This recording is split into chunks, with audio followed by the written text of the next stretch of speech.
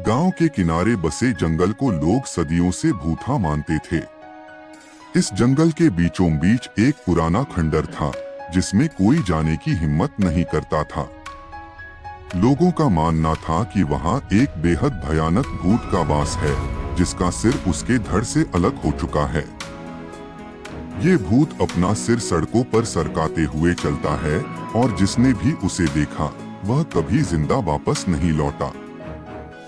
एक दिन अर्जुन नाम का एक साहसी युवक जंगल में उस खंडर के पास जाने की ठान लेता है। गांव वालों ने उसे कई बार मना किया लेकिन वह नहीं माना। वह रात के समय जब पूरा गांव सो रहा था अकेला खंडर की ओर निकल पड़ा। जंगल की सन्नाटे में सिर्फ उसके कदमों की आहट गूंज रही थी। जैसे ही अर्जुन खंडर के करीब पहुंचा उसे अचानक तेज हवा के झोंके के साथ किसी के जोर से हंसने की आवाज सुनाई दी। उसके रोंगटे खड़े हो गए लेकिन वह हिम्मत जुटाकर खंडर के अंदर चला गया। अंदर का माहौल बेहद डरावना था। दीवारों पर खून के धब्बे थे और हवा में गंधक की तेज बदबू फैली हुई थी। अचानक अर्जुन को लगा कि उसके पीछे कोई खड़ा है। उसने मुड़कर देखा और उसकी आंखें चौंधिया गईं। सामने एक सिर था जो बिना शरीर के हवा में तैर रहा था।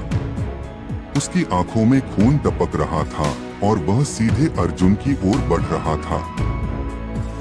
अर्जुन की चीख निकल गई लेकिन उसकी आवाज उसके गले में ही दबकर रह गई।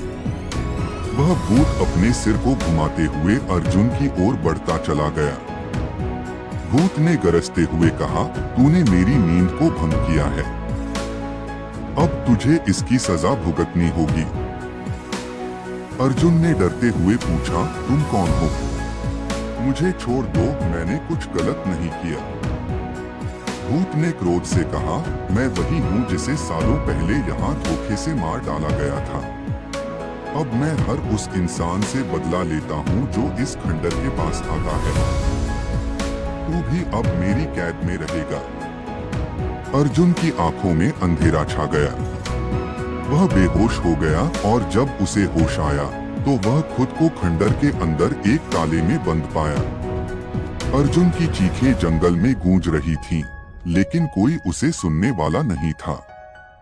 वह सरकते भूत का नया शिकार बन चुका था।